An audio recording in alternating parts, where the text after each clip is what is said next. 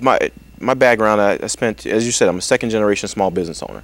I spent 10 years working in Springfield for former Senate President Emil Jones and the Senate Democrats. During that time, I worked on the appropriations staff, which is their budget staff, and after only 2 years, I rose to become budget director of the Senate Democratic staff at the age of 24.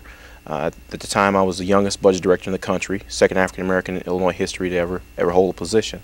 I spent about 10 years working in Springfield on the staff, being involved in those issues, working on budgets, helping balance budgets. So, just as we talked about before, the pension obligations, that's some of the legislation I worked on while working in Springfield. So, making sure we have that schedule together, making sure we've paid those obligations so that, the pension obligations are paid and folks will have those pensions as they retire, and those resources will be balanced against education and healthcare and all those other kind of items. So after those 10 years, I left Springfield. I came back here. I went to law school, put myself through law school. I now own my own law firm. I'm also a partner in a consulting firm. We work on a lot of different issues. So I still represent clients in Springfield before the legislature. So I've got a good feel for Springfield.